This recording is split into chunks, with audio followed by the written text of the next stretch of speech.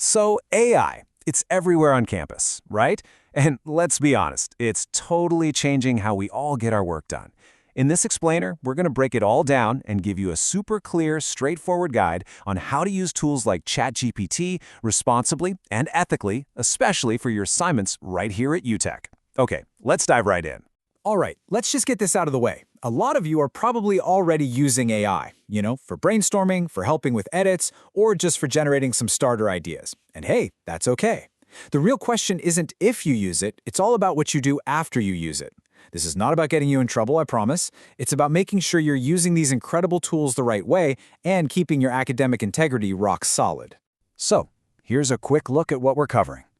First, we'll talk about the big picture of AI in academia.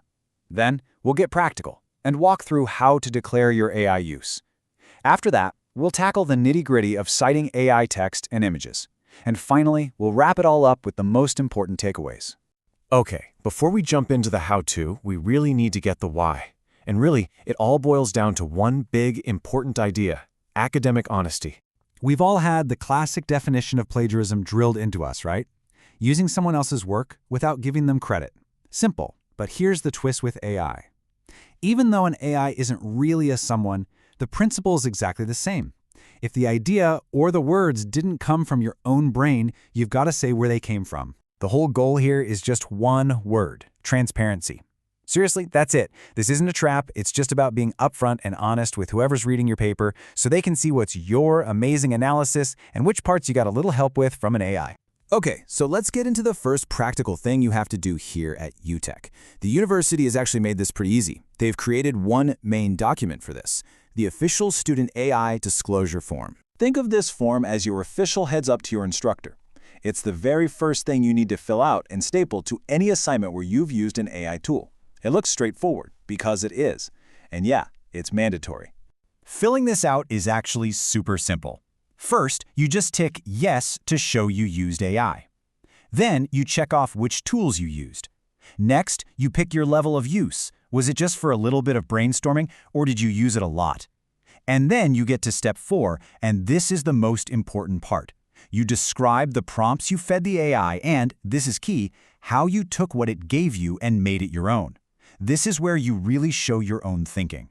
All right, so you filled out the form. What's next? Well, now you have to cite the AI correctly inside your paper. So let's break down the APA 7th edition rules for citing AI-generated text. The easiest way to think about this is that APA treats generative AI kind of like a piece of software. That's why the author isn't ChatGPT itself, but the company who made it, like OpenAI. After that, it's pretty much like any other citation. You've got the date, the title, which is just the name of the tool, a quick description, and of course, the URL. Now here's a little detail you really need to pay attention to. If the tool you're using, like ChatGPT, gives you a shareable link that goes right back to your conversation, you treat it like a web page and use that specific link.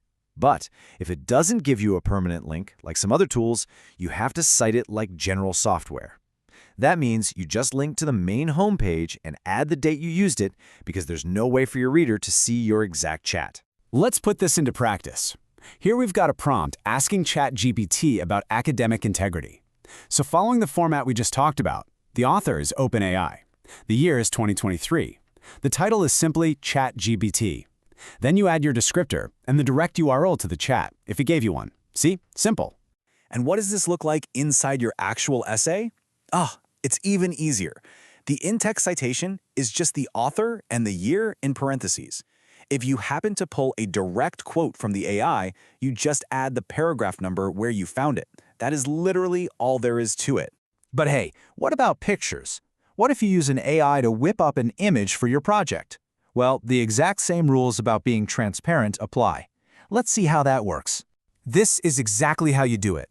Right underneath the image in your paper, you just add a little note. And as you can see, it has everything. It shows the exact prompt you used, the name of the AI tool and who made it, the year, and the URL. It's the whole story in one little sentence. And you want to know the best part? You don't have to learn a whole new format for your reference list.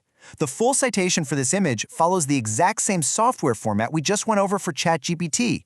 It starts with the developer, then the year, the tool's name, the model, and the URL. See? The key is just being consistent.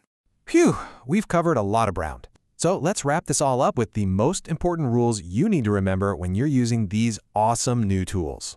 Okay, let's lock in these rules. Number 1, and this is the big one, the work you submit has to be your own. AI is a tool, not a replacement for your brain. And please, always fill out that disclosure form. And remember, you are the one accountable for everything in your paper, even if the AI makes a mistake. And finally, here is the golden rule, for sure. If you are ever in doubt about any of this, just ask your instructor. That's what they're there for. So I'll just leave you with this one question to chew on. AI is here, and it's not going anywhere.